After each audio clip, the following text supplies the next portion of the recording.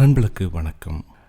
இன்றைக்கி நம்ம டால்ஸ்டாய் எழுதிய கடவுளுக்கு உண்மை தெரியும் ஆனால் காத்திருக்கிறார் அப்படின்ற ஒரு கதையை பார்க்கலாம்.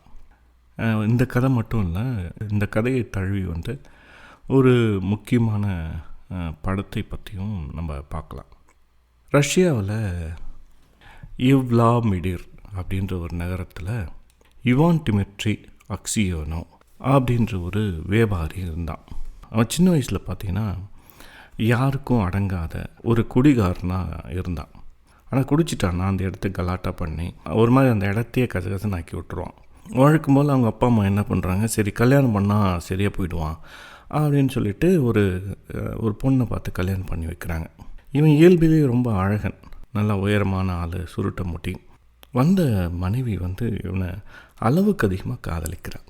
அந்த காதல்னாலேயே அவனை கொஞ்சம் கொஞ்சமாக திருத்தி குடியெல்லாம் நிப்பாட்டி ஒரு நல்ல வியாபாரியாக மாற்றுறான். பொறுப்பான வியாபாரி. நிறைய சந்தைகளுக்கெல்லாம் போயிட்டு பொருட்களை வாங்கி விற்கிறது தான் அவனோட வேலை. இப்போ பார்த்திங்கன்னா அவனுக்கு ஒரு 2 குழந்தைகள் இருக்குது. எந்த வம்பு துமுக்கும் போகிறதில்ல. அவன் வீடு உண்டு, மனைவி, குழந்தைகள், வியாபாரம், இப்படியாக அவன் வாழ்க்கை ரொம்ப அழகாக மாறிடுச்சு. ஒரு நாள் அப்படி தான் கொஞ்சம் தூரத்தில் இருக்கிற ஒரு ஊருக்கு போயிட்டு வியாபாரம் பண்ணிட்டு வரலாம் அப்படின்னு நினச்சி அவன் மனைவி கிட்ட சொல்கிறான். இந்த மாதிரி அந்த ஊருக்கு நான் போக போகிறேன் அப்படின்னோடனே அவன் மனைவி கொஞ்சம் யோசிச்சுட்டே இருக்கா. என்ன கிளம்பட்டுமா அப்படின்னு சொல்லிட்டு கேட்கும்போது மனைவி சொல்கிறா, இல்லை நேற்று ஒரு கெட்ட கனவு கண்டேன், அதனால் நீங்கள் அந்த ஊருக்கு போக வேண்டாம், என் மனசு என்னமோ கேட்கல அப்படின்னு சொல்கிறான். என்ன நீ வியாபாரத்துக்கு போகும்போது வாழ்க்கை அனுப்புன்னு பார்த்தா கெட்ட சகுனம் அது இதுன்னு ஏதோ வியாபாரத்துலலாம் பார்க்கக்கூடாது, அப்படியெல்லாம் பார்த்தா நம்ம எதுவுமே பண்ண முடியாது அப்படின்னு சொல்லிட்டு இவன் மனைவிக்கு சமாதானப்படுத்துகிறான். இல்லை, நீங்கள் வியாபாரத்துக்கு போகிறீங்க, ஆனால் திரும்பி வரும்போது உங்கள் தலையெல்லாம் வெண்பனி போல் நரைச்சி போயிருக்கு, நீங்கள் ரொம்ப வயசான ஆளாக தெரியுறீங்க, எனக்கு மனசே கேட்கல, நீங்கள் போக வேண்டாம், ஒரு 2 நாள் கழித்து வேணால் நீங்கள் போங்க அப்படின்னு சொல்கிறான். இவன் இல்லை அது பெரிய வியாபார சந்தை, நான் போய் தான் ஆகணும், நான் போகலைன்னா நம்ம வியாபாரத்துக்கு பிரச்சனை ஆகிடும் அப்படின்னு சொல்லிட்டு அவங்க மனைவிக்கிட்டேயும் குழந்தைங்கிட்டையெல்லாம் விடைபெற்று அவன் வியாபாரத்துக்கு கிளம்புறான். அவன் வழக்கமாக வியாபாரத்துக்கு கொண்டு போகிற குதிரை வண்டியில் பொருட்களெல்லாம் ஏற்றிக்கிட்டு தன்னுடைய உதவியாளனெல்லாம் கூப்பிட்டுக்கிட்டு கிளம்பி போகிறான். போகிற வழியெல்லாம் ரொம்ப அவனுக்கு உற்சாகமாக இருக்குது, பாட்டு பாடிக்கிட்டே போகிறான். அன்றைய நாள் இறுதியில் மாலையில் பார்த்திங்கன்னா ஒரு விடுதியில் தங்குறான். அது ஒரு குளிர்காலம். அந்த விடுதியில் ஒரு நல்ல உணவு கொடுக்குறாங்க. அந்த உணவை சாப்பிட்டுட்டு இருக்கும்போது அவனுக்கு ஒரு ஆளோட பரிச்சயம் ஏற்படுது. அவரும் ஒரு வியாபாரி தான். பேச்சுவாக்கில் 2 பேரும் ஒரு நட்பு உருவாகுது. நீங்கள் இந்த விடுதல் தான் தங்க போகிறீங்களா அப்படின்னோடனே ஆமாம் அப்படின்னோடனே நீங்கள் என்னோடய அறையை ஷேர் பண்ணிக்கலாம், எதுக்கு 2 அறை எடுத்துகிட்டு பணத்தை வீணாக்கணும் அப்படின்னு இவான் சொல்கிறான். சரின்னு சொல்லிட்டு 2 பேரும் ஒரே அறையில் தங்குறாங்க. இவானோட பழைய கதையெல்லாம் அவன்கிட்ட பேசுகிறான். நான் இப்படியெல்லாம் இருந்தேன், என் மனைவி தான் என்னை திருத்தினா, இந்த மாதிரி நான் வியாபாரத்துக்கு போகிறேன் அப்படின்னெல்லாம் பேசிகிட்ருக்கான். அந்த ஆளும் சொல்கிறான், ஆமாம்மா நானும் வியாபாரத்துக்கு தான் போகிறேன் அப்படின்னு பொதுவாக பேசிட்டு 2 பேரும் படுத்து தூங்கிடுறாங்க. இவானுக்கு கல்யாணம் ஆனதுக்கப்புறம் ஒரு நல்ல பழக்கம் இருக்குது. என்னென்னா, எந்த வேலைக்கு போனாலே காலையிலேயே எழுந்துருவான். அன்றைக்கி அப்படி தான் ஒரு காலையில் ஒரு 3-4 மணி இருக்கும்.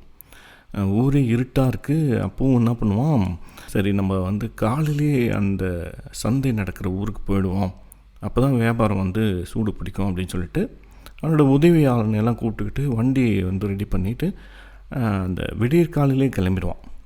அந்த காலை வேலையில் அவனுக்கு அவ்வளோ ஒரு புத்துணர்ச்சியாக இருக்குது. இன்றைக்கி நம்ம நாளே அவ்வளோ அருமையான நாளாக இருக்குது, இன்றைக்கி வியாபாரமும் இன்றைக்கி நிறையா ஆகணும் அப்படின்னு சொல்லிட்டு கடவுளை வேண்டிட்டு அந்த நாள் அவன் துவங்குறான். அப்படியே உற்சாகமாக அந்த ஊரை போய் அடையிறான். கொஞ்சம் மாலை நேரம் ஆனதுனால அங்கே ஒரு விடுதியில் ஒரு அறையில் போய் தங்குறான். அந்த விடுதி ரொம்ப அழகாக இருக்குது.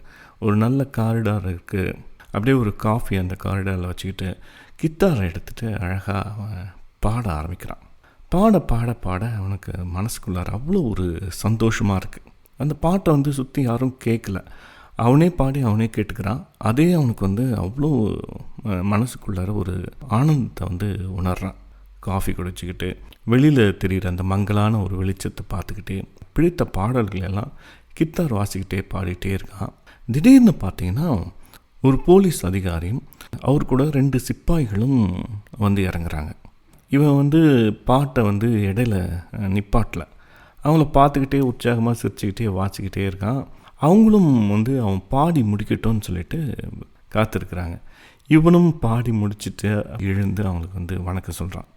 அவங்க வந்து தலையை மட்டும் ஆட்டிட்டு உன் பேர் என்ன அப்படின்னு கேட்குறாங்க. என் பேர் வந்து இவான் டிமிட்ரி, ஒரு வியாபாரி அப்படின்னு சொல்கிறான். நீ எங்கேருந்து வர அப்படின்னா அவனோட ஊர் பேர் வந்து சொல்கிறான். நேற்று நைட் எங்கே தங்கினேன் அப்படின்னு வந்து அந்த ஹோட்டல் பேர் எல்லாத்தையுமே சொல்கிறான். நீ அந்த அறையில் உன் கூட ஒருத்தன் தங்கியிருந்தான்ல? ஆமாம், ரொம்ப நல்ல மனுஷன், இனிமையான மனுஷன். நாங்கள் 2 பேரும் ரொம்ப நேரம் பேசிகிட்டு இருந்தோம். அவனை நீ தான் கொலை பண்ணியிருக்க. அவங்ககிட்ட இருந்த பொருளெல்லாம் திருடிட்டு வந்திருக்க. எந்த ஒரு ஆர்ப்பாட்டமும் பண்ணாமல் குற்றத்தை ஒத்துக்கிட்டுனா உனக்கு நல்லது, எங்களுக்கு ஒன்று அடிக்கிற வேலையும் மிச்சம் அப்படின்னு அதிகாரி சுருக்கமாக சொன்னவே இவனுக்கு கொஞ்ச நேரத்தில் நடுங்கி போச்சு.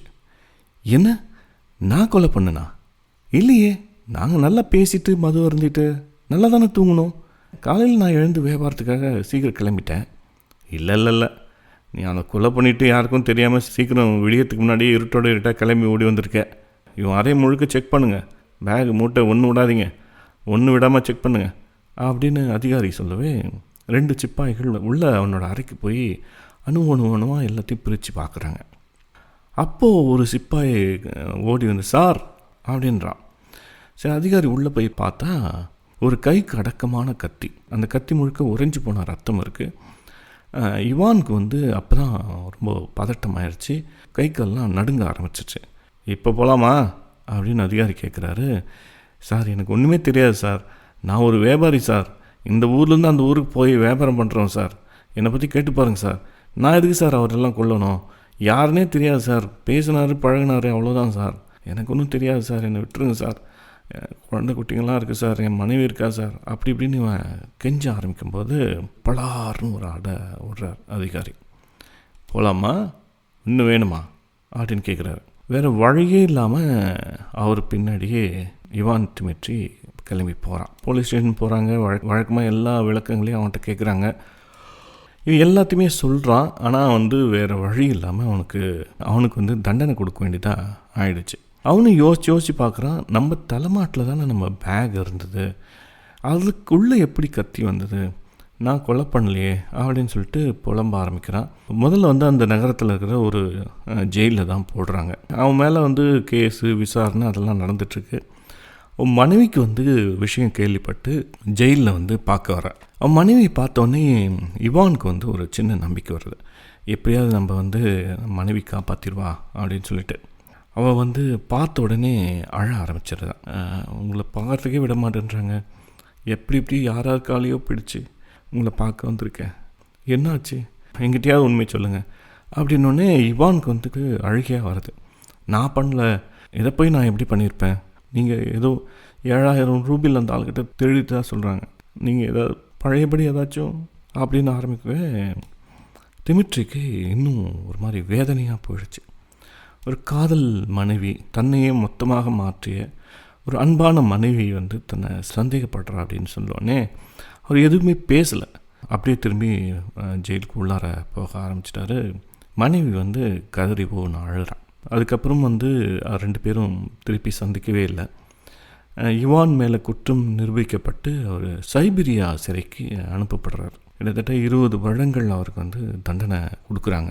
சைபீரியா கொடும் சிறையில் வந்து அவர் வாட ஆரம்பிக்கிறார். முதல்ல 2 வருடங்கள் கொஞ்சம் கொஞ்சமாக எல்லாருக்கிட்டையும் பேசுகிறாரு, பழகிறாரு.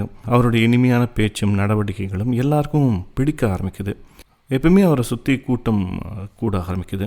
போக பேச்செல்லாம் குறைஞ்சி ரொம்ப அமைதியான ஆளாக வந்து மாற ஆரம்பிக்கிறார். எப்பவுமே பைபிள் படிச்சுட்டே இருக்கார். பைபிள் படிச்சுட்டு சுற்றி இருக்கிறவங்களுக்கெல்லாம் பைபிள் பற்றியும் கதைகள் பற்றியும் அவர் வந்து பேசிக்கிட்டே இருக்கார். கைதிகளுக்குள்ளார ஏதாவது பிரச்சனை அப்படின்னா அவர்கிட்ட தான் வந்து பஞ்சாயத்துக்கு வராங்க. அவர் வந்து நல்லது கெட்டதெல்லாம் எடுத்து சொல்லி இந்த மாதிரிலாம் சண்டை போடாதீங்க அப்படின்னு நல்லா தீர்ப்பெல்லாம் வந்து சொல்ல ஆரம்பிக்கிறாரு. காலம் கடந்து போயிட்டே இருக்குது. வயதுக்கு மீறிய ஒரு முதிர்ச்சியும் முதுமைத்தன்மையும் அவர் உடம்புல கூடிக்கிட்டே இருக்குது. தன்னுடைய காதல் மனைவியே வந்து இப்படி நம்மளை சந்தேகப்படுறாளே அப்படின்னு சொல்லிட்டு இவான் அப்படியே வந்து மனசு உடைஞ்சி போகிறார். தன் மனைவியை சந்திக்கும்போது தன்னை விடுவிக்குமாறு அரசுக்கு ஒரு மனு கொடு அப்படின்னு சொல்லலாம் தான் அவர் முதல்ல நினச்சார். இப்படி அவள் சந்தேகப்படுறான்னு தெரிஞ்ச உடனே அந்த மனு கூட கொடுக்க சொல்லணும்னு சொல்லிட்டு அவருக்கு தோணவே இல்லை. கொஞ்ச நாள் கழித்து அவருடைய குற்றம் வந்து அவர் மேலே நிரூபிக்கப்படுது. கிட்டத்தட்ட 20 சாட்டையடிகள் தண்டனையாக கொடுக்கப்படுது. அது இல்லாமல் சுரங்கத்தில் வேலை செய்யணும், 20 வருடங்கள் சைபீரியாவில் இருக்கணும். இவான் அப்படியே நொடிஞ்சு போகிறார்.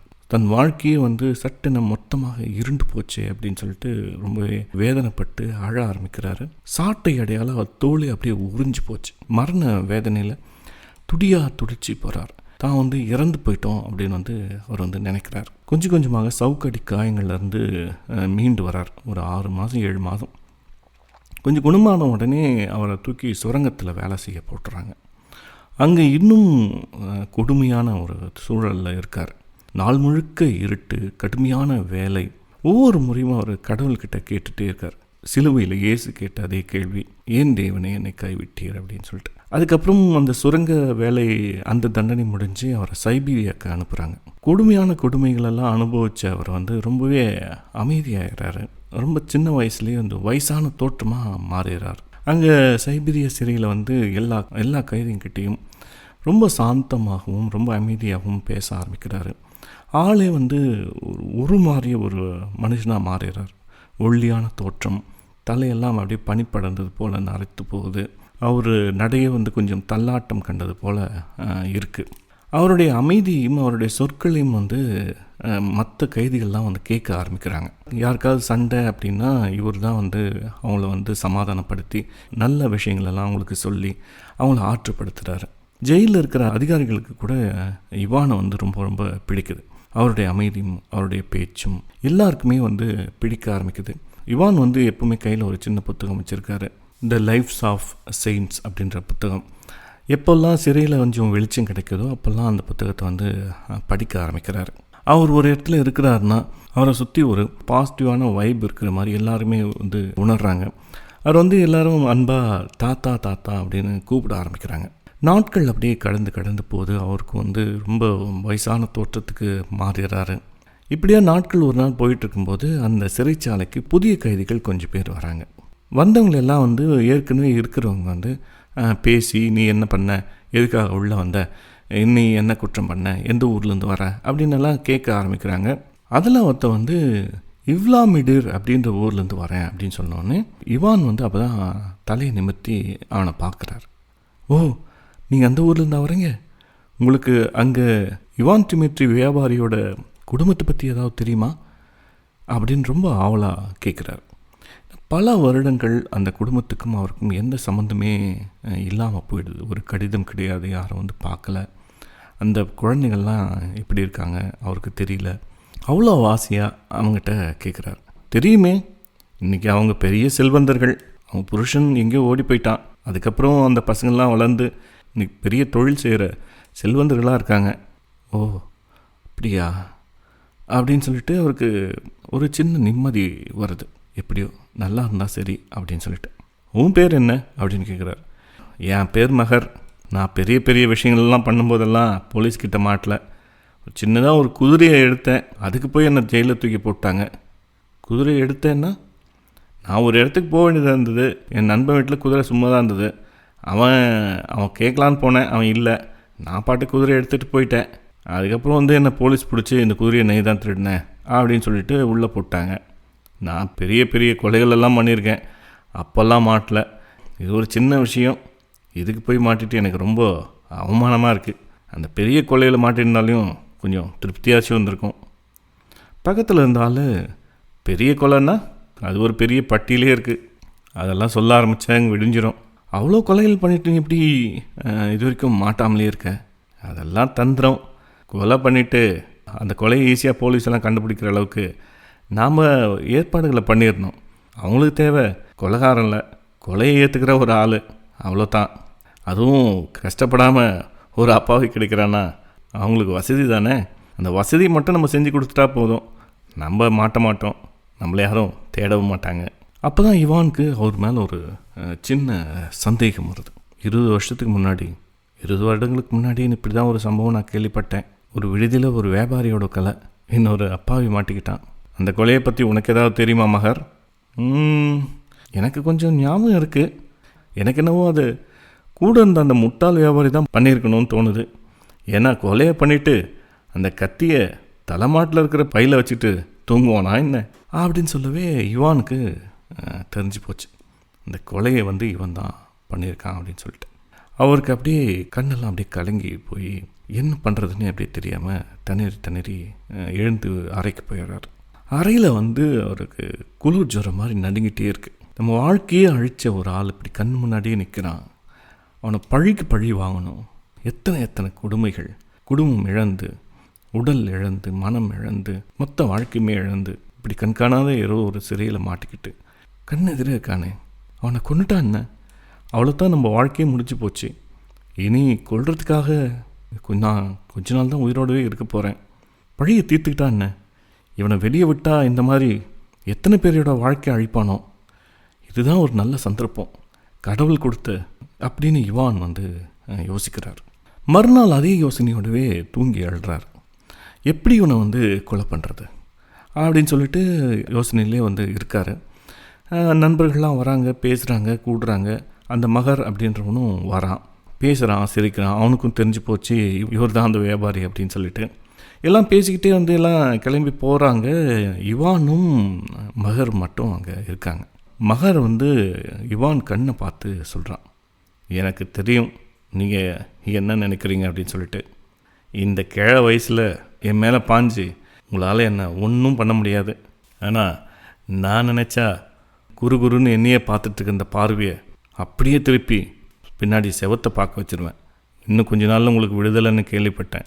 எந்த பிரச்சனையும் பண்ணாமல் ஜெயிலுக்கு வெளியே போய் வாழ்கிற வழியை பாருங்கள், என் வழியில் அப்படின்னு மிரட்டிட்டு அவன் பாட்டுக்கு எழுந்து போயிட்டான். இவானுக்கு என்ன பண்ணுறதுனே தெரியல. அவர் உடம்பை பார்க்குறாரு, தலையெல்லாம் தொட்டு பார்க்குறாரு. ரொம்ப தோளெல்லாம் சுருங்கி போய் வயதான ஒரு தள்ளாட்டத்தோடு இருக்கக்கூடிய ஒரு ஆளாக தன்னை உணர்றார். அவருக்கு வேதனையும் அழுகையும் பொங்கிட்டு வருது. அன்று மாலை பார்த்திங்கன்னா ஒரு பெரிய கலவரம் சிறையில் நடக்குது. என்ன அப்படின்னா, அந்த சிறை அதிகாரி ஒரு சின்ன சுரங்கப்பாதை யாரோ தப்பிக்கிறதுக்காக உருவாக்கியிருக்கிறாங்க அப்படின்னு தெரிஞ்சு போகுது. எல்லாரையும் அசம்பிள் பண்ணி ஒவ்வொருத்தரையாக இந்த விஷயத்தை பற்றி அவர் கேட்குறார். அப்படி ஆள் தெரிஞ்சால் அவ்வளோதான், கொஞ்சம் கொஞ்சமாக அடித்து சித்திரவதை பண்ணி கொன்னுடுவாங்க. அப்படி எல்லோரையும் அசம்பிள் பண்ணி எல்லாம் ஒவ்வொருத்தரையே கேட்டுட்ருக்கும்போது யாருக்குமே தெரியலன்னு சொல்கிறாங்க. ஆனால் இவானுக்கு அது தெரிஞ்சு போச்சு, மகர் தான் அதை பண்ணியிருக்கான் அப்படின்னு சொல்லிட்டு. ஏன்னா தினமும் அவன் வெளியில் யார்கிட்டையும் பேசாமல் வாக்கிங் போவான். அப்படி நடக்கும்போது அவனோட பேண்ட்லேருந்து கொஞ்சம் கொஞ்சமாக மண் கொட்டுறதை அவர் பார்த்துருக்கிறார். இவானுக்கு தெரிஞ்சு போச்சுன்னு மகருக்கும் இப்போ தெரியுது. இவான் அவரையே பார்த்துட்ருக்கார். இந்த கிழவன் நம்மளை பழி வாங்கிடுவானோ, நம்ம பேரை சொல்லிடுவானோ, அவனுக்கு ஒரு நல்ல மரியாதை இருக்குது, அவன் சொன்னால் எல்லாரும் கேட்டுப்பாங்க அப்படின்னு சொல்லிட்டு அவனுக்கு உடம்பெல்லாம் நடுங்கி கண்ணெல்லாம் கலங்க ஆரம்பிக்குது. தலையை கீழே குனிஞ்சிக்கிட்டே அப்படியே நிற்கிறான் மகர். ஆளுநர் யுவான் கிட்ட கேட்குறாரு, நீங்கள் பொய் சொல்ல மாட்டீங்கன்னு எல்லாருக்குமே தெரியும், உங்களுக்கு இந்த விஷயம் கண்டிப்பாக தெரிஞ்சும் இருக்கும். இந்த சிறையில் உங்களுக்கு தெரியாத விஷயங்கள் எதுவுமே இல்லை, நீங்கள் உண்மையை சொல்லுங்கள், உங்களுக்கு பாதுகாப்பு வேணாலும் நாங்கள் தரோம், உங்களோட தண்டனை காலம் இன்னும் ஒரு 6 மாதம் 7 மாதம் இருக்குது, அதையும் ரத்து பண்ணி வெளியில் அனுப்புகிறோம், சொல்லுங்கள் இவான் அப்படின்னு சொல்லிட்டு ஆளுநர் மரியாதையாக கேட்குறார். இவானுக்கு பல்வேறு யோசனைகள். 2 விஷயந்தான் அவர் முன்னாடி நிற்குது. ஒன்று, அவனை மாட்டி விட்டுட்டு அவனை முற்றிலுமாக அழிக்கிறது. இன்னொன்று, அவனுக்கு ஒரு வாய்ப்பு கொடுத்து பார்க்குறது. ஒரு மன்னித்து ஒரு வாய்ப்பு கொடுத்து அவன் திருந்ததுக்கான வழி இருக்கா அப்படின்ற ஒரு விஷயம். இவான் இவ்வளவு நாள் ஒரு பக்குவம் அடைஞ்ச மனுஷனாக தான் அவர் மாறிட்டுருக்கார். உள்ளே கொஞ்சம் வன்மமும் கோவம் இருந்தாலும் பெருவாரியான அவருடைய மனம் ஆக்கிரமிக்கப்பட்டது பார்த்திங்கன்னா ஒரு அன்பால் தான் ஆக்கிரமிக்கப்பட்டிருக்கு. ஆனால் மகருக்கு தெரிஞ்சு போச்சு, கண்டிப்பாக அவர் நம்ம சொல்ல தான் போகிறாரு, நம்மளோட கதை இதோட முடிஞ்சிச்சு, நம்மளோட வாழ்க்கை இதோட முடிஞ்சு, நம்மளோட மரண வாசலில் போய் நம்ம நின்றுட்டுருக்கோம், இந்த வாசல் கதவை திறக்கக்கூடிய ஆள் இவான் தான், கண்டிப்பாக அவர் வந்து அந்த வாசல் திறந்து நம்மளை வந்து மரணத்தின் வாயிலில் தள்ள போகிறாரு அப்படின்னு தான் அவன் வந்து யோசிக்கிறான். இது அவருக்கு கிடைச்ச ஒரு வாய்ப்பு, கண்டிப்பாக தவற விட மாட்டார், என் வாழ்க்கை அவ்வளோதான், முடிஞ்சு போச்சு அப்படின்னு சொல்லிட்டு அவன் நடுங்கி அப்படியே நின்றுட்டே இருக்கான். அவன் கண்ணிலேருந்து அப்படியே கண்ணீர் வந்துக்கிட்டே இருக்கு. இவான் வந்து என்ன நினச்சாரோ, எனக்கு யார் இது பண்ணாங்கன்னு தெரியாது அப்படின்னு ஆளுநர்கிட்ட சொல்லிவிட்டு அவர் பாட்டுக்கு அறையை நோக்கி நடக்க ஆரம்பிச்சிட்டார். அந்த கூடுகை, அந்த அசம்பிளி வந்து அப்படியே கலைஞ்சி போகுது. ஆளுநருக்கு வந்து இதை விடக்கூடாது, எப்படியாவது கண்டுபிடிச்சாகணும் அப்படின்னு சொல்லிட்டு அவங்க அதிகாரிகளுக்கெல்லாம் சொல்லிவிட்டு அவரும் வந்து கிளம்பி போகிறார். அன்றைக்கி இரவு வந்து எல்லோரும் சாப்பிட உட்காரும்போது மகர் வந்து இவான் முன்னாடி வந்து உட்கார்றான். இப்போ ஏன் முன்னாடி வந்து உட்கார்றேன், நான் தான் நீ இல்லைன்னு சொல்லிட்டான்ல, வேறு என்ன என்கிட்டேருந்து உனக்கு தேவை? என் வாழ்க்கையை அழிச்ச, இப்போ என்ன என்னை கொல்ல வந்திருக்கியா? நீ தான் சுரங்க தோணுன்னு தெரிஞ்ச ஒரே ஆள் நான் தானே. கொல்லு என்னை கொல். புதுசாக ஒன்று என்ன நீ கொல்ல தேவையில்லை, என்னை முன்னாடியே கொன்னுட்டேன், 20 வருஷத்துக்கு முன்னாடியே என்னை கொன்னுட்டேன், அப்பயே நான் செத்துட்டேன், இனி நீ என்னை கொல்றதுக்கு நான் இப்போது ஒன்றுமே இல்லை அப்படின்னு அவர் தழுதழுத்த குரலில் மகர்கிட்ட சொல்கிறார். மகர் அப்படியே சாஸ்தாங்கமாக விழுந்து அவரை காலை பிடிச்சிக்கிறான்.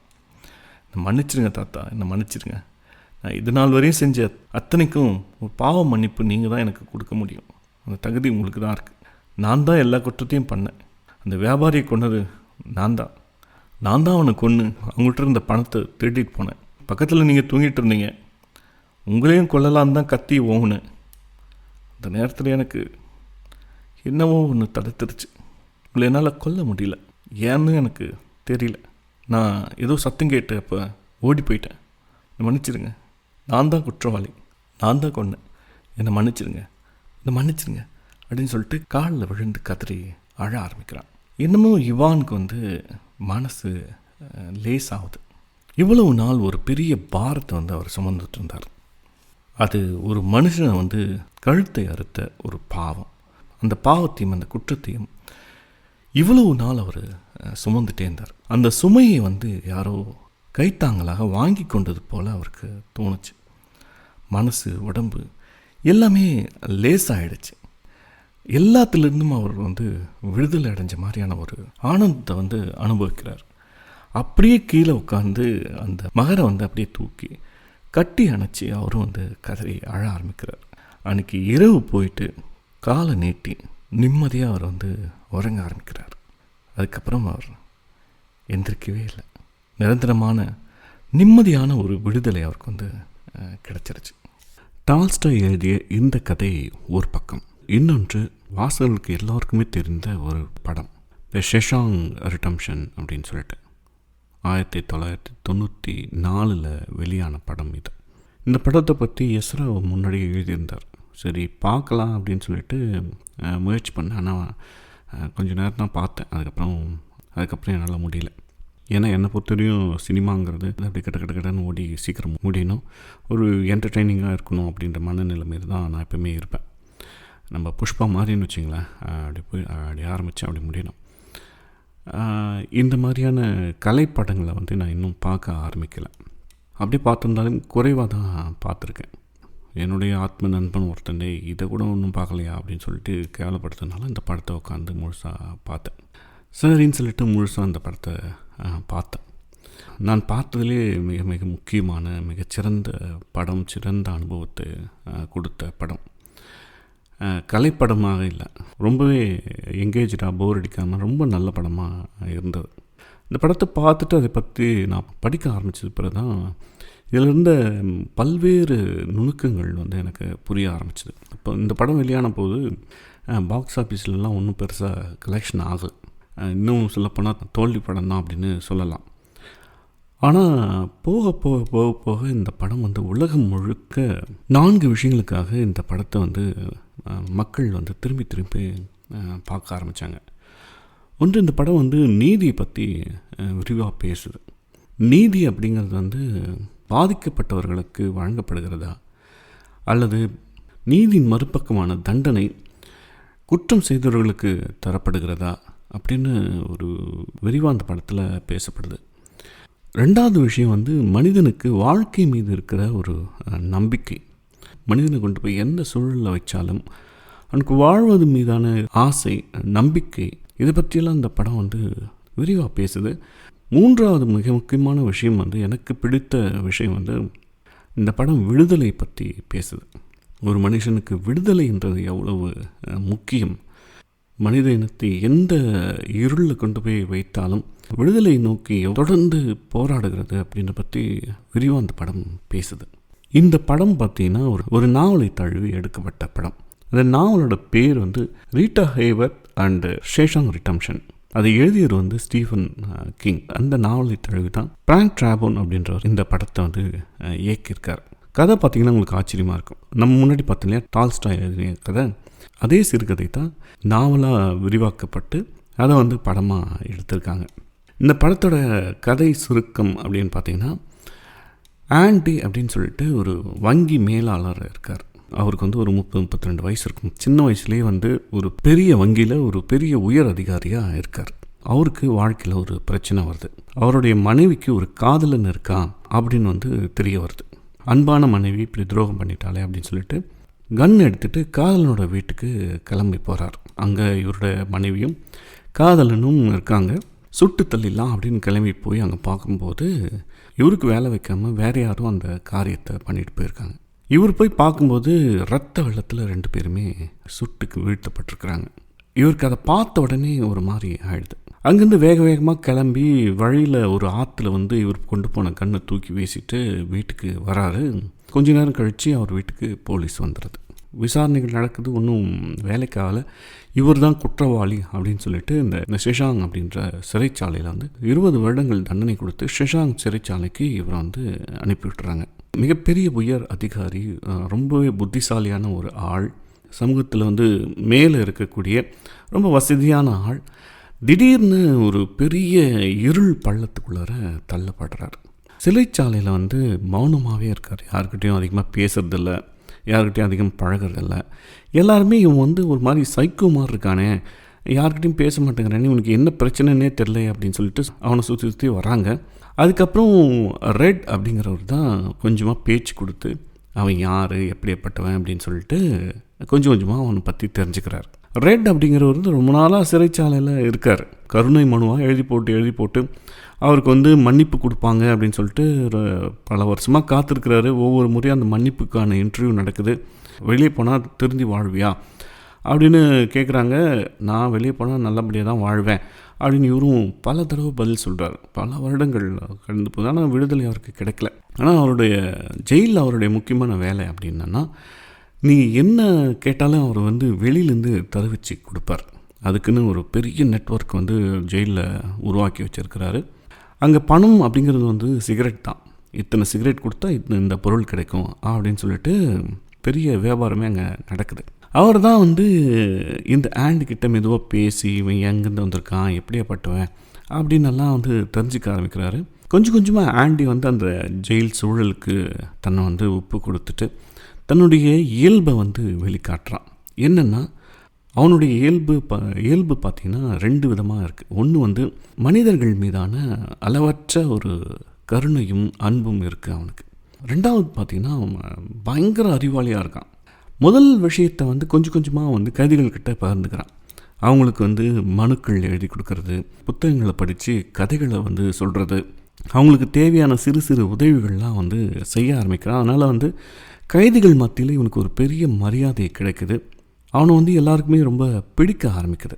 இன்னும் சொல்லப்போனால் படிக்கணும்னு நினைக்கிற கைதிகளுக்கெல்லாம் வந்து இவன் பாடம் எடுக்கிறான். இவனால் நிறைய கைதிகள் வந்து படிக்க கற்றுக்குறாங்க, டிகிரியே பாஸ் ஆகிறாங்க. அப்படி ஒரு பக்கம் அவன் கைதிகளுக்கு உதவி செய்கிறான். இன்னொரு பக்கம் தன்னுடைய அறிவாற்றலாலும் புத்திசாலித்தனத்தாலும் சிறை அதிகாரிகளுக்கு உதவி செய்கிறான். அவங்களோட இன்கம் டேக்ஸ் ஃபைல் பண்ணுறது, அவங்களுக்கு வர இந்த ஃபைனான்ஸ் சிக்கலெல்லாம் வந்து இவன் தீர்த்து வைக்கிறான். அந்த ஜெயிலில் இருக்கிற உயர் அதிகாரி இவனை முழுமையாக பயன்படுத்திக்கிறார். இவனை வச்சு வரி ஏய்ப்பு செய்து நிறைய சம்பாதிக்கிறார். ஆனால் அதிகாரிகள் மத்தியில் இவனுக்கு ஒரு பெரிய வரவேற்பு இருக்கிறது.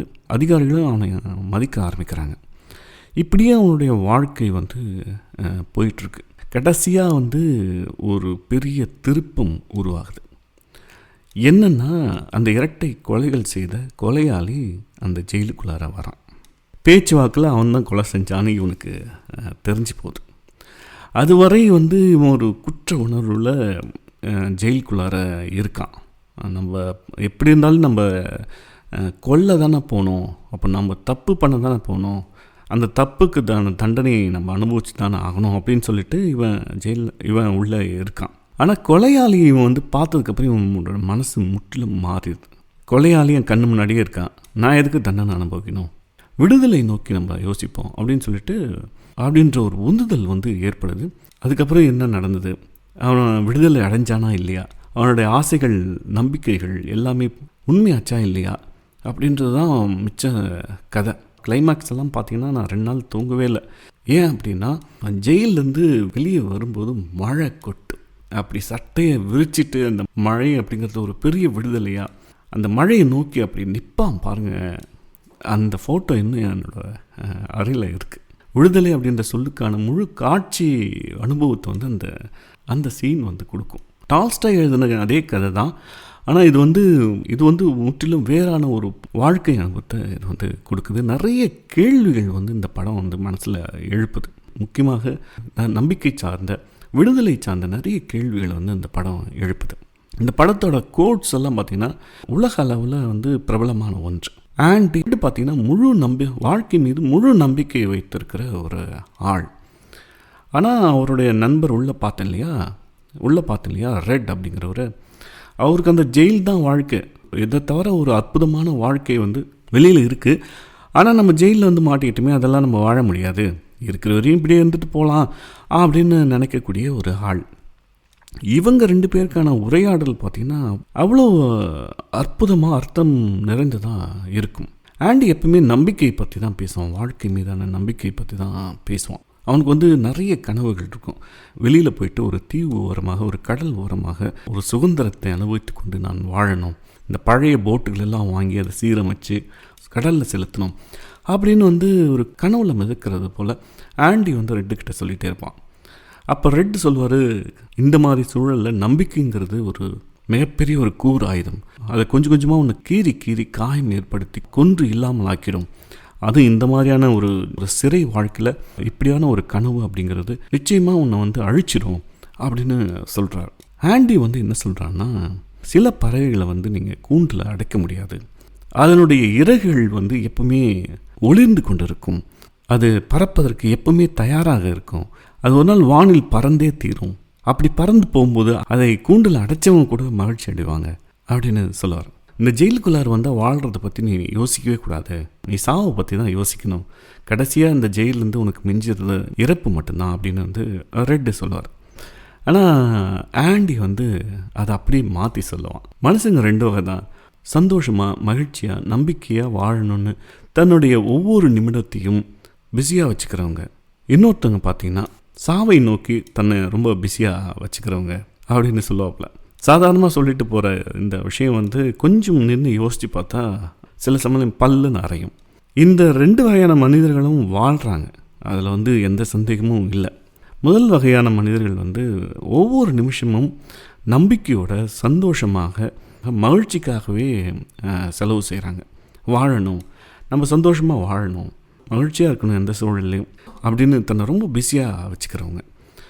இன்னொருத்தவங்க பார்த்திங்கன்னா ரொம்ப பிஸியாக தான் இருப்பாங்க, பிஸியாக இருக்கிறதுனாலே அவங்களுக்கு சலிப்பு உருவாகும், சோறு உருவாகும், தன்னம்பிக்கை இழப்பாங்க, அதனாலேயே மனசு சஞ்சலப்படும், மனசு சஞ்சலப்பட்டால் உடம்பும் சஞ்சலப்படும். அவங்களோட ஒவ்வொரு நிமிஷமும் பார்த்திங்கன்னா சாவை நோக்கி தான் நகரத் தொடங்கும். ஆண்டி சொல்லுவான், இதில் நீங்கள் ஏதாவது ஒன்றுத்தில் இருப்பீங்க, உங்களுக்கு எது பிடிச்சிருக்கோ நீங்கள் அதை பண்ணிங்க அப்படின்னு சொல்லுவான். இது மாதிரி நிறைய டைலாக்ஸு, நிறைய கோட்ஸ் எல்லாம் இந்த படத்தில் ரொம்ப ரொம்ப பிரபலமான ஒன்று. எனக்கு ரொம்ப நெருக்கமான ஒரு விஷயமா இருந்தது விடுதலை அப்படிங்கிற ஒரு விஷயந்தான். விடுதலை அப்படின்ற வார்த்தையே பார்த்திங்கன்னா தலை அப்படின்னா ஒரு கட்டு அப்படின்னு சொல்லலாம்.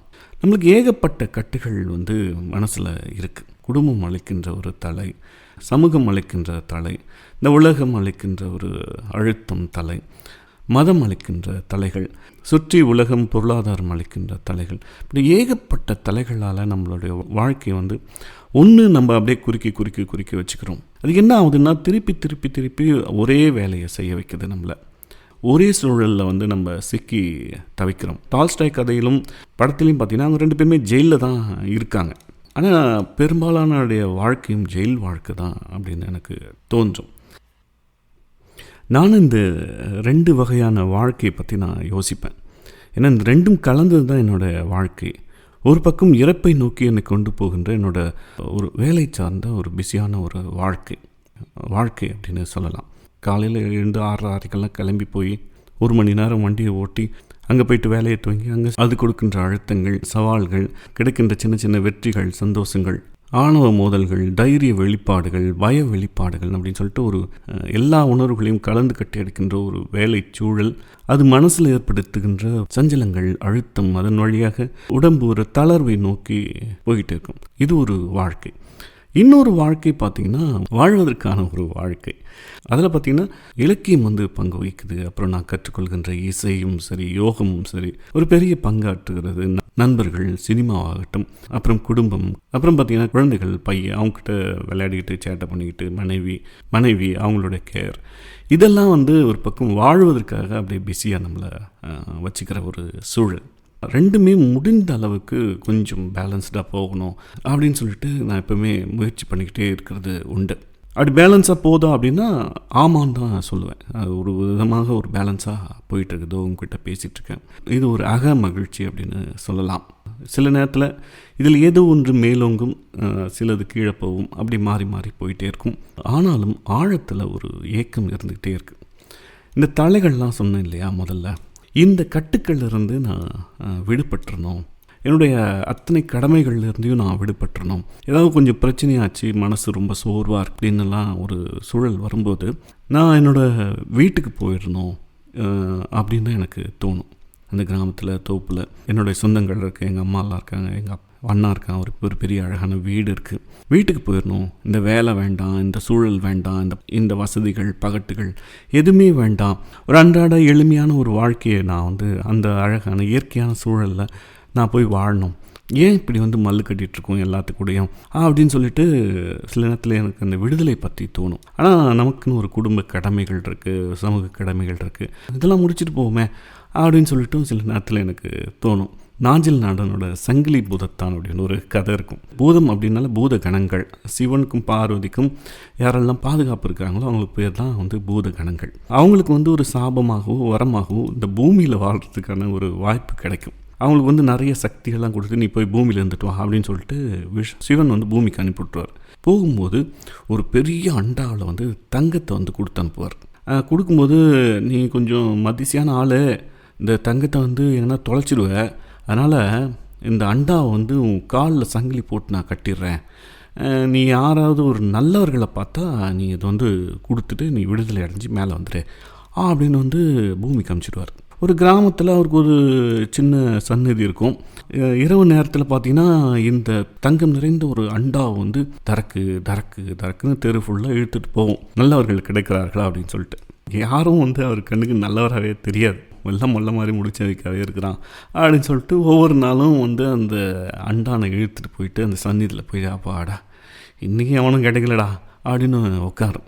அவரை சுற்றி ஒரு 24 குரு தெய்வங்கள்லாம் உட்காந்துருக்கும். இவர் பார்த்தாலே வந்து அதுகளுக்கு பயங்கர கிண்டலாக இருக்கும்.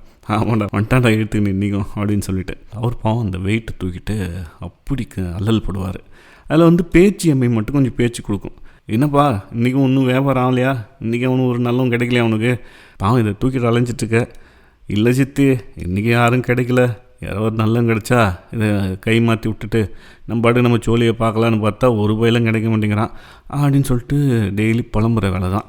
ஒரு நாள் பேச்சியம்மை வந்து பேச்சு வாக்கில் சொல்லும், ஏன்பா இது ஏன் தூக்கிட்டு அலையிற, நேராக தரன்னு இழுத்துக்கிட்டு இமயமலைக்கு போயிரு, அங்கே போயிட்டு சிவங்கிட்டே இதை திருப்பி கொடுத்துரு, என்னால் அப்போ இதெல்லாம் முடியாது, நீயே வச்சுக்க, என்னை ஆளை விடு அப்படின்னு சொல்லிட்டு சாஸ்டாங்கமாக காலில் விழுந்துடு, எதுக்கு இதை போட்டு இழுத்துட்டு திரியிற அப்படின்னு சொன்னோடனே ஆமாம்ல இந்த யோசனை எனக்கு தெரியாமல் போயிடுச்சே, சித்தி நீ சொல்ல சரிதான், நம்ம நேராக கொண்டு போயிட்டு அவர் காலடியிலே போட்டுருவோம், நமக்கு எதுக்கு இந்த சோழியெல்லாம், நான் கிளம்புறேன் சித்தி, விடிஞ்சது கிளம்பிடுவோம், நல்லபடியாக போயிட்டு உடனே வழியில் பார்த்து சூதானமாக நடந்துக்க அப்படின்னெல்லாம் அட்வைஸ் பண்ணிட்டு தூங்கிடுறாங்க. மறுநாள் காலையில் எழுந்தோடனே சங்கிலி பூதத்தானுக்கு ஒரு யோசனை வரும். ஆமாம் நாளைக்கு படையல் வேறு இருக்குதுல்ல, கொஞ்சம் பாயாசம் வேறு கிடைக்கும், பிரதமன் வேறு பிரமாதமாக இருக்கும். சரி வந்து நாளைக்கு போவோம். என்ன இப்போ கெட்டு போச்சு, ஒரு நாள் என்ன ஆகிட போகுது? நம்மளுக்கே வந்து வருஷத்துக்கு ஒரு முறை தான் பிரதமன் எல்லாம் பிரமாதமாக கிடைக்குது. அதை விட்டுட்டு ஏன் போவானே, இருந்துட்டோம், அதையும் பார்த்துட்டு போயிடுவோம் அப்படின்னு சொல்லிட்டு மறுநாள் நல்லா படுத்து கிடக்கும். பேச்சியம்மா, லே என்ன படுத்து கிடக்கிற, கிளம்பலையா நீ கைலாரத்துக்கு அப்படின்னு கேட்கும்போது, போனோம் சித்தியே, ஒரு மாதிரி மதப்பாக இருக்குது, போனோம். அடுத்து கொடை வேறு வருது சித்தியே, பொங்க வச்சு நமக்கு பெரிய படையல் போடுவாங்க, வருஷத்துக்கு ஒரு முறை தான் வருது, பார்த்துட்டு போயிடுவான் அப்படின்னோடனே, இல்லை 2 மாதம் இருக்குமேடா கொடை வர்றதுக்கு. வரட்டும் சித்தியே, போகிற வழியில் சோறு கிடைக்குமோ தண்ணி கிடைக்குமோ தெரியல, ஒரு பொடி பிடிச்சிட்டு போகிறது தான் நல்லது. என்ன சொல்கிறீங்க, இனி ஒரேடியாக போக போகிறோம், இதெல்லாம் எங்களுக்கு நம்மளுக்கு கிடைக்க போகுது, என்ன சொல்கிறீங்க அப்படின்னோடனே பேச்சையுமே, ஆமாம்மா நீ சொல்கிறது சரிதான், கொடையை முடிச்சுட்டே போடா அப்படின்னா திருப்பி வந்து சங்கிலி போது தான் கவுந்தடிச்சு அங்கேயே படுத்துக்கும். நமக்கான தலைகளும் அப்படி தான் இருக்குது. நமக்கு ஆளில் வந்து ஒரு பொன் சங்கிலியால் ஒரு அண்டா நிறைய தங்கத்தை வந்து கட்டி வச்சுருக்காங்க. நம்ம வாழ்நாள் ஃபுல்லாக அதை வந்து தரன்னு இழுத்துட்டே போகிறோம். எப்படியும் மகன் வந்து பெரிய ஆள் ஆகிடுவான், பொறுப்பெல்லாம் அவங்கள்ட்ட கொடுத்துடலாம் அப்படின்னு தான் நினப்போம்.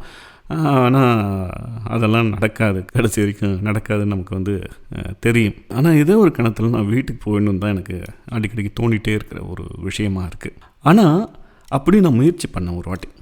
கொரோனா டைமில் ஒரு 2 மாதங்கள் வந்து நான் ஊரில் வந்து எனக்கு பிடித்த அந்த வீட்டில் இருந்தேன். 1 மாதம் 2 மாதம் நல்லா இருந்தது. 3ஆவது மாதம்லாம் எனக்கு வந்து அடி வயிற்றில் ஒரு பயம் உருவாயிடுச்சு. ஐயோ நம்ம வாழ்க்கை இப்படியே போயிடும் போலக்குதே, ஒன்றுமே செய்யாமல் எப்படா ஒரு மனுஷன் இருக்க முடியும். என்னுடைய இருத்தலில் மேலே எனக்கு பயங்கரமாக ஒரு சந்தேகம் வந்துருச்சு.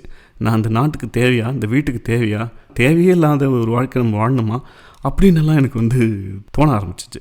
அதுக்கப்புறம் ஒரு பெரிய போராட்டமே நடத்தினேன். மெடிக்கல் சர்டிஃபிகேட் வாங்க, அங்கே வாங்க, இன்ஜெக்ஷன் போட, அப்படியாவது வந்து சவுதிக்கு ஓடிடணும்டா, வேலை செய்யணும்டா, வேலை இல்லாத மனுஷன் என்னடா மனுஷன் அப்படின்னெல்லாம் எனக்கு தோண ஆரம்பிச்சிருச்சு. இங்கே ஓடி வந்துட்டேன். அப்போ தான் ஒரு விஷயம் எனக்கு தோணுச்சு. இந்த தலைகள் அத்தனையும், அதாவது குடும்பம் அளிக்கின்ற தலைகள், சமூகம் அளிக்கின்ற கட்டுக்கள், உலகம் அளிக்கின்ற பொருளாதார கட்டுக்கள் எல்லாமே வந்து நான் தான் வந்து பற்றி கொண்டிருக்கிறேன். என் மீது வந்து யாரும் சாற்றவில்லை, அல்லது யாராவது என்னோட காலில் வந்து கட்டி வைக்கல. நான் தான் அதை கட்டி இழுத்துட்டு தெரிஞ்சிட்ருக்கேன். இப்படி கட்டப்பட்ட வாழ்க்கையில் வந்து நான் சுகம் கண்டுட்டேன். இன்னும் சொல்லப்போனால் அது இல்லாமல் என்னால் இருக்கவும் முடியாது அப்படின்ற ஒரு விஷயம் வந்து எனக்கு தெளிவாக புரிய ஆரம்பிச்சது. கட்டுக்கள் எல்லாம் இருந்து நான் விடுபட வேண்டும், விடுதலை அடைய வேண்டும் அப்படின்னா என்னோட மனசு வந்து அதுக்கேற்ற மாதிரி பக்குவப்படணும். விடுதலை அனுபவிப்பதற்கான வாழ்க்கை சூழலும் மனப்பக்குவமும் நமக்கு வந்து வளர்த்துக்கிட்டணும். இன்னொரு பக்கம் விடுதலை அப்படிங்கிறது வந்து எல்லா பொறுப்புகள்லேருந்து விடுபட்டு சும்மா இருக்கிறது இல்லை. அது வந்து நம்ம ஆன்மா சந்தோஷப்படக்கூடிய விஷயத்திலும், மனது சந்தோஷப்படக்கூடிய விஷயத்திலும், இன்னும் மகிழ்ச்சியாக நம்ம திளைக்கக்கூடிய விஷயத்தில் நம்ம வந்து முழுமையாக ஈடுபடுறது தான் வந்து விடுதலை அப்படின்ற ஒரு முக்கியமான விஷயம் எனக்கு தோணுச்சு. அப்படி நம்ம ஆன்மா திளைக்கக்கூடிய விஷயம், மனம் திளைக்கக்கூடிய விஷயம் எது அப்படின்னு முதல்ல நம்ம கண்டுபிடிக்கணும். அதில் வந்து தீவிரமாக பயிற்சி எடுக்கணும், அதை பற்றி நல்லா தெரிஞ்சுக்கிடணும். நமக்கே அதில் வந்து இப்போ போகலாம்ப்பா, ஒரு பக்கம் இதெல்லாம் ஓரளவுக்கு இதுவாகிடுச்சு, செட்டில் ஆகிடுச்சு, நம்ம இந்த வழியாக போகலாம் அப்படின்னு நமக்கே வந்து தோணணும். அப்போ நம்ம விடுதலை நோக்கி போகலாம் அப்படின்னு தோணுச்சு. அதற்கான முயற்சிகள், பயிற்சிகளை தான் இப்போ இருக்கேன் அப்படின்னு கூட நம்ம சொல்லலாம். முதல்ல எல்லாம் வந்து நிறைய நம்ம சேர்த்து வச்சிடலாம். அப்படி சேர்த்து வச்சா நம்ம ஊரில் போய்ட்டு அப்படியே ஜம்முன்னு வந்து இது மாதிரி நம்ம பிடிச்ச விஷயங்கள்லாம் ஈடுபட்டு நம்ம ஜாலியாக இருக்கலாம் அப்படின்னு கூட நான் யோசித்தேன். அதுவும் வேலைக்காகாதுன்னு நடைமுறையில் தெரிஞ்சு போச்சு. அன்றாடத்துக்கு நமக்கு தேவையானதுக்கு நம்ம உழைச்சி தான் ஆகணும். இப்போ வந்து நம்ம வாழ்க்கையை வந்து அது ஒரு 70% வந்து ஆக்கிரமிச்சிருக்கு. ஒரு 30% தான் நம்ம வந்து பிடிச்ச விஷயங்களை பண்ணுறோம். போக போக போக இந்த பர்சன்டேஜ் அப்படியே இன்க்ரீஸ் பண்ணிக்கணும் அப்படின்னு தான் எனக்கு தோணுச்சு. அன்றாட விஷயங்களுக்காக ஒரு 20-30% நம்ம வந்து உழைக்கணும், நம்ம வாழ்க்கையை வந்து நேரத்தை செலவு பண்ணணும். மீதி 70% வந்து நம்ம பிடித்த விஷயங்களை நம்ம நோக்கி போகணும் அப்படின்னு எல்லாம் முடிவு பண்ணி அதற்கான முயற்சிகள்லாம் போயிட்டுருக்கு. என்றுக்காவது ஒரு விடுதலை அடைவேன் அப்படின்ற ஒரு மனசில் எப்பவுமே இருக்குது. அந்த நம்பிக்கை வந்து விட போகிறதில்ல, அதுக்கான முயற்சிகளையும் நான் விட போகிறதில்ல. இந்த ஷாங்க் ரிடெம்ப்ஷனும் அதான் சொல்லுது. நீங்கள் வந்து விடுதலை வேணும்னா விடுதலை வேணும்னு கத்தினா பத்தாது. அதற்கான முயற்சிகளை வந்து தொடர்ந்து எடுத்துக்கிட்டே இருக்கணும். தொடர்ந்துன்னா ஒவ்வொரு நாளுமே எடுக்கணும். ஒரு நாளும் அதை வந்து விட்டுறக்கூடாது. உங்கள் ஆழ் மனசில் விடுதலைக்கான வேட்கை இருக்குது அப்படின்னா ஒவ்வொரு நாளும் அதற்கான முயற்சிகளை நீங்கள் எடுத்துகிட்டே தான் இருக்கணும் அப்படின்னு ஆணித்தரமாக ஒரு சுத்தியில் வைத்து அடித்து சொன்ன படம் அப்படின்னு இந்த படத்தை சொல்லலாம். டால்ஸ்டாயோட கதையில் டிமோத்திக்கு வந்து ஜெயிலில் வந்துட்டாலும் அவன் இயல்பிலேயே மனிதர்கள் மேலே இருந்த அன்பும் வாழ்க்கை மேலே இருந்த ஒரு அழகான நம்பிக்கையும் அவனை கொண்டு போச்சு. சாந்தமான ஒரு முடிவு அவனுக்கு ஏற்பட்டது. ஆனால் இந்த படத்தில் பார்த்திங்கன்னா முற்றிலும் வேறான ஒரு முடிவு. நம்பிக்கையும் அதை சார்ந்த அன்றாட உழைப்பும் வந்து கண்டிப்பாக நம்ம விடுதலை அடையிறதுக்கான ஒரு வாய்ப்பு இருக்குது அப்படின்னு சொன்ன படம் இந்த படம் அப்படின்னு சொல்லலாம். அதனாலே எனக்கு இந்த படம் ரொம்ப பிடித்து இருந்தது. செக்காவோட ஒரு கதை இருக்குது, பந்தயம் அப்படின்னு சொல்லிட்டு. அந்த கதை எல்லாருக்குமே தெரியும். ஒருத்தன் வந்து பந்தயம் கட்டி ஒரு அறைக்குள்ளார போயிடுவான். 20 வருஷம் நான் உள்ளே இருக்கேன், எனக்கு சுதந்திரம்லாம் வேணாம், புக்ஸ் இருந்தாகவே போதும், நான் புக்கு படிச்சுட்டு உள்ளே இருந்துடுறேன் அப்படின்னெல்லாம் முயற்சி பண்ணுவான் 20 வருஷம்.